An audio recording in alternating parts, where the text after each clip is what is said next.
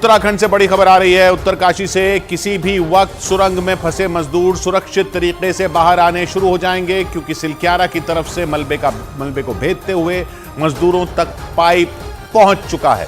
मतलब 12 नवंबर से सुरंग में फंसे अलग अलग राज्यों के 41 मजदूरों को टनल से निकालने का काउंटडाउन शुरू हो चुका है।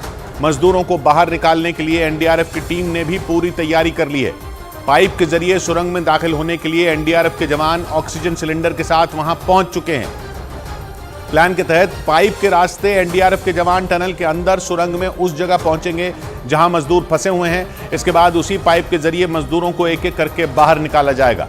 सुरंग से मजदूरों के बाहर आने के बाद फौरन उन्हें अस्पताल ले जाया जाएगा, जिसके लिए वहां बड़ी संख्या में एम्बुलेंस तैनात है। उत्तरकाशी और देहरादून के अस्पतालों के साथ ऋषिकेश एम्स को भी अलर्ट पर रखा गया है। प्रियंका कांडपाल वहीं से हमारे साथ जुड़ रही हैं। प्रियंका, तो पाइप अंदर पहुंच चुका है, जो चौड़ा वाला पाइप था वो मजदूरों तक पहुंच चुका है मलबे को भेदते हुए। अभी किशोर ये बताया जा रहा है कि उसमें थोड़ा सा ही समय रह गया, किसी भी घंटे में ये खबर सामने आ जाएगी। अभी बताया जा रहा है कि 45 से 50 मीटर का जो रास्ता है वो तकरीबन पूरा कर लिया गया है। 800 mm के डायमीटर से ये जो पाइप बिछाई जा रही है उसके लिए अब तैयारियां जो है वो तेज हो चुकी हैं। वेल्डिंग भी हमें दिखती हुई नजर आ रही है। तो अब माना जा रहा है कि किसी भी वक्त जो है, किसी भी घंटे में, आधे घंटे में, 1 घंटे में ये खबर आ जाएगी कि टनल जो दूसरा एंड है, जो मलबे के पार मजदूर फंसे हुए हैं, वहां तक ये जो रेस्क्यू पाइप बिछाई जा रही है वो पहुंच गई और एनडीआरएफ की टीम ऑलरेडी अंदर है। मतलब प्रियंका इसको यहां समझते हैं, मतलब ये जो मोटा वाला चौड़ा वाला जो पाइप है जिसके जरिए उनको निकाला जाएगा, जिसमें से एक आदमी आराम से घुस सकता है लेट के, वो वाला पाइप बिल्कुल पूरे मलबे को क्रॉस करते हुए लगभग उन तक पहुंच चुका है जहां मजदूर हैं। यानी बस कुछ ही देर में वो पाइप वहां से पूरे मलबे को भेद के उन तक पहुंच जाएगा, फिर आर पार देखा जा सकेगा और आर पार लोगों को निकाला जा सकेगा। ये माना जाए ना? जी बिल्कुल। और अब माना जाए तो तकरीबन 7 मीटर की ही तकरीबन की दूरी रह जाएगी, यानी कि एक आखिरी पाइप जिसको लगाना है। देखिए किशोर, ये ना टेलीस्कोपिक मेथड से हुआ है, यानी कि पहले 900 mm के पाइप है बाहर, उसके बाद ये 800 mm के पाइप डाले गए हैं, जिससे कि किसी भी तरीके की डिफिकल्टी ना हो। तो अब ये तकरीबन 7 मीटर का, यानी कि एक और पाइप का खेल रह गया है, जिसकी वेल्डिंग होते हुए हमने देखी है। वेल्डिंग होने के प्रोसेस के बाद थोड़ा सा इंतजार किया जाता है कि वो ठंडा हो और उसके बाद फिर से कटर की मदद से जो ऑगरिंग है उसको शुरू किया जाता है। तो बस अब किसी भी वक्त ये खबर आ सकती है कि फाइनल पाइप डल गया है और मजदूरों को अब आर पार देखा जा रहा है। मतलब ये जो एक लंबा पाइप हम मान रहे हैं, ये अलग अलग टुकड़े जोड़ के आगे बढ़ाया जा रहा है। मतलब एक इतने मीटर का पाइप है, वो पहले अंदर घुसाया, फिर उसके पीछे वेल्डिंग की और पाइप अंदर घुसाया, उसके पीछे वेल्डिंग की और पाइप अंदर घुसाया। ऐसे करते करते पूरा मलबा क्रॉस किया जा रहा है। और अब आप कह रहे हैं आखिरी टुकड़ा जो है, आखिरी टुकड़ा 7 मीटर लंबा है। 7 मीटर लंबा अब वो वेल्ड हो गया है, और वेल्ड होने के बाद वो ठंडा करके जब वेल्डिंग ठंडी हो जाएगी उसको भी अंदर धकेला जाएगा। ये समझ में आ रहा है ना? ये सही है? जी बिल्कुल। अभी बिल्कुल जी, यही अभी तक माना जा रहा है, क्योंकि वेल्डिंग की चिंगारियां हमने कुछ देर पहले यहाँ पर देखी थी, जो अभी भी बहुत जूम करने पर हमें दिख रही हैं। तो वेल्डिंग की प्रोसेस माना जा रहा है कि चल रही है, और साफ तौर पे एक्सपर्ट्स का कहना है कि हम कोई जल्दबाजी नहीं कर रहे हैं। हमारी मशीन्स बहुत वेट बेरिंग है, लेकिन हम कोई जोर उस पर नहीं डालना चाह रहे, क्योंकि अब ऑलमोस्ट आखिरी फेज में है, तो किसी तरीके की गलती की कोई गुंजाइश नहीं है। बेहद आराम से आगे की तरफ बढ़ रहे हैं, पर वो दूरी जो है अब तकरीबन इतनी ही रहेगी, यानी कि एक पाइप और डलेगा और उसके बाद ये माना जाएगा कि अब हम पहुंच गए हैं। उसके बाद का प्रोसेस थोड़ा सा लंबा होता है, क्योंकि एनडीआरएफ की टीम पहले अंदर जाएगी, डॉक्टर्स को अंदर लेकर जाएगी। एक मिनट प्रियंका, तो आप कह रही हैं कि आखिरी टुकड़ा जो है पाइप का वो रह गया है, वो बस धकेला जाएगा तो पाइप आर पार हो जाएगा। अब जब पाइप आर पार हो जाएगा उसके बाद उधर से मजदूर नहीं खींचे जाएंगे, इधर से पहले जवान जाएंगे बाहर से।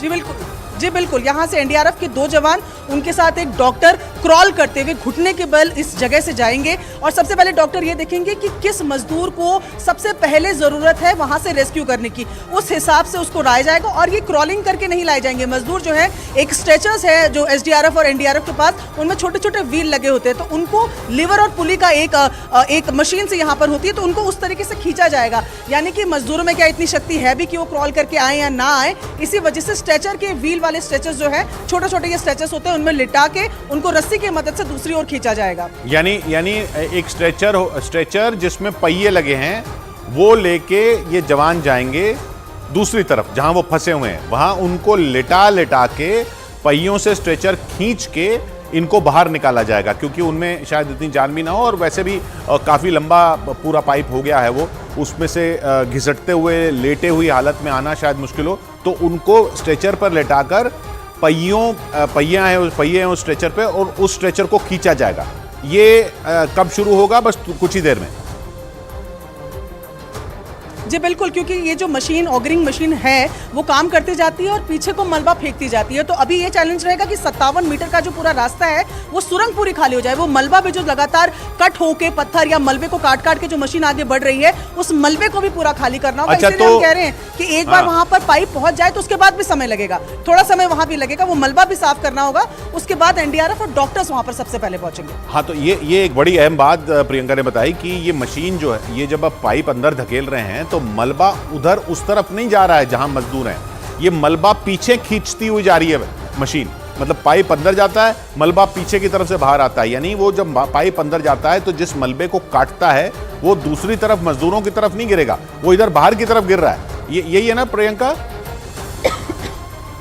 जी जी जी जी, ये ऑगरिंग मशीन इसी तरीके से डिजाइन की जाती हैं और इसी तरीके से इसीलिए इनका इस्तेमाल यहाँ पर किया जा रहा है, क्योंकि आगे की तरफ और लोड ना बढ़े, पीछे की तरफ ये मलबा फेंकती हैं। तो ऐसे में सुरंग आप मानिए कि पाइप टू पाइप जोड़े हुए 6-6 मीटर के एक पाइप है, तो मलबा पीछे की तरफ जाता जा रहा है। तो ये भी एक चैलेंज है कि उसको भी साफ करना है ताकि एनडीआरएफ के लिए भी रूट बने। और एनडीआरएफ की तैयारी, ये जो ऑक्सीजन सिलेंडर्स हैं, ये जो स्ट्रेचर्स लेकर वो पहुंचे, जो रस्सियां लेकर पहुंचे, इसीलिए पहुंचे क्योंकि इन तीनों का ही इस्तेमाल फेज 1 में ही हो जाएगा। जैसे ही एनडीआरएफ के जो जवान है वो अंदर जाएंगे, वो ऑक्सीजन सिलेंडर लेकर जाएंगे, रोप की मदद से उस स्ट्रेचर को बांधेंगे और एक एक करके मजदूरों को वहां से दूसरी तरफ लेकर आएंगे। किशोर, अच्छा, ये कितना लंबा हो गया पूरा पाइप? टुकड़े जोड़ जोड़ के 6-6 मीटर के टुकड़े जोड़ जोड़ के उसको अंदर धकेला जा रहा है, तो कितना लंबा हो गया यहां से लेकर वहां तक? जी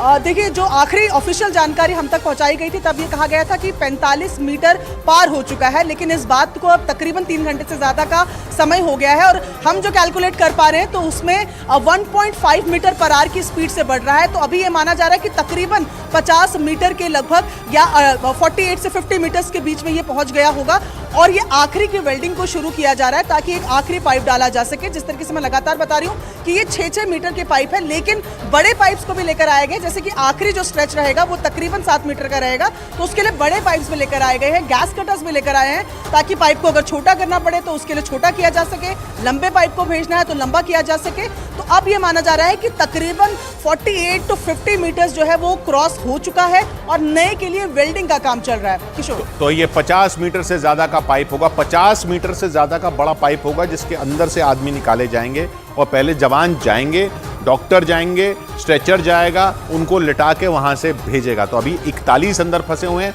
और वो जब पाइप पूरा बन जाएगा तो वो दो तीन लोग यहाँ से और जो जाएंगे वो 44 लोग हो जाएंगे, फिर वो एक एक करके 44 लोग वापस आएंगे। प्रियंका, बने रहिए आप हमारे साथ। ये पूरा इसका इंतजार कर रहा, पूरा देश इंतजार कर रहा है।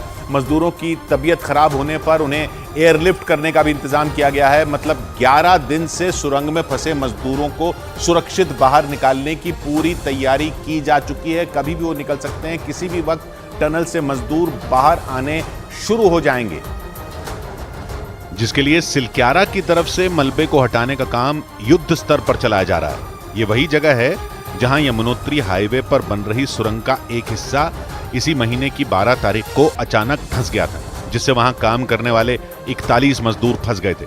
उसी दिन से मजदूरों को बाहर निकालने के लिए रेस्क्यू ऑपरेशन चलाया जा रहा है और रेस्क्यू ऑपरेशन के 11 दिन बाद सुरंग से मजदूरों को निकालने का काउंटडाउन शुरू हो गया। इस बात की तस्दीक रेस्क्यू ऑपरेशन में जुटे अधिकारियों ने की, जिसके बाद इस बात की उम्मीद बढ़ गई कि किसी भी वक्त उत्तरकाशी से खुशखबरी आ सकती है, क्योंकि सुरंग में फंसे मजदूरों को निकालने के लिए पिछले कई दिनों से देश की 8 एजेंसियां जी तोड़ मेहनत कर रही हैं।